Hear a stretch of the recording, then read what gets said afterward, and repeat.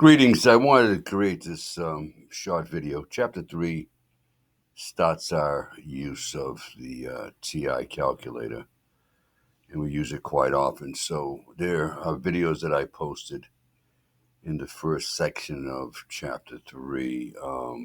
Please watch those videos. But there are a couple of things that weren't outlined there, and they come up quite often. The first is if you have gotten this calculator from a friend or a neighbor or a relative. Occasionally, crazy things happen, and you may need to reset your calculator. Now, you realize that all of these keys have three different functions. A main function, for instance, the number 7.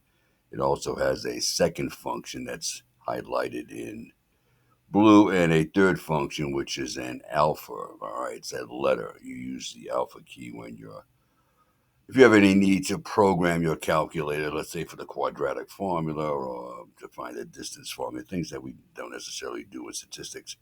But if you've borrowed this from someone and you don't have any formulas, any programs, for instance, I've got the quadratic formula because I use this in my college algebra class. But if you're free of all those, you may want to reset your calculator to get it back to factory default.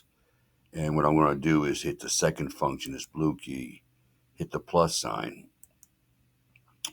and then arrow down to reset here, and then reset to defaults, and then I would click on reset and hit enter.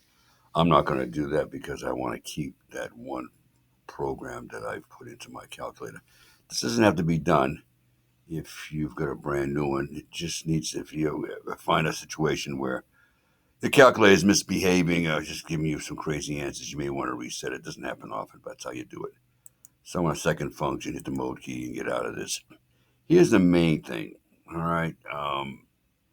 It's kind of basic, but it pops up a lot. Let's say, for instance, I take the fraction 7 divided by 8. And in fact, what I wanted to show you is this. All right. In fact, let me go back to this. Let me clear this off. Let's say I've got something crazy like, let's see, 5 divided by 11 here. Here's what I want to show you. When you're working with a calculator, in many instances, depending on which function you're using, you're going to get an answer in decimal form. Now, you really don't want to have the decimal, to 9 different decimal places. In the exams and even doing the homework, the majority of the answers are either 1, 2, 3, and occasionally 4 decimal places. Here's my suggestion. All right, do not have this giving you answers when you do fractions or you do any kind of program. You don't want to have 9 decimal places. Here's what I'm going to do. I'm going to go to the mode. I'm going to come down to my second option here, float, and I'm going to set this at 3 decimal places. All right, you don't want to have 4 would be all right, but you don't want to have nothing set here. All right, if you have nothing set, it's going to give you 9 decimal places. My suggestion is keep it set at 3. Occasionally, you may want to set it at 4.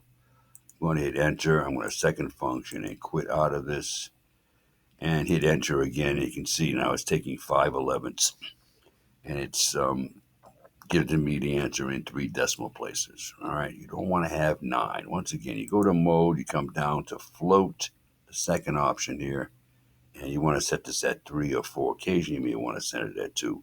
You don't want to have this thing blank and having the calculator give you 9 decimal places. It's crazy because then now you have to round off on your own, and that can cause mistakes. All right, let me second function, quit out of this. This 4.555. If I go to my math key here in this very first option, if I hit enter and hit enter again, what it did for me is took the decimal and um, repurposed it as a fraction. Many times in using a calculator, you're going to get an answer that's in decimal form. All right. For instance, I don't know, 0.587, but I want that as a fraction. All right, so go to my math key, choose fraction, and hit fraction again, and it changes that. Well, it changes 0.587 to 587 over 1,000. Something a little more, let's say 0.625. All right. Go to your math key. Very first option is fraction, and hit enter again and changes that to 5/8. Handy little tool. All right. Making sure that your float right here under mode, please do not have this thing vacant. In other words, you want to have it set to 3, perhaps 4 places, in some instances 2. What I tell the students is this: when I look at the problem and I see my answer has 3 decimal places, I'm going to go very quickly, set my float to 3 places. That way there, I'm not worried about rounding off on my own. All right. So, in other words, let me go back to this mode again. Yeah, you don't want to have this set to 9 decimal places. It's just crazy. All right. So make sure you have this thing set. I would say no more than 3 places. All right. That's about that.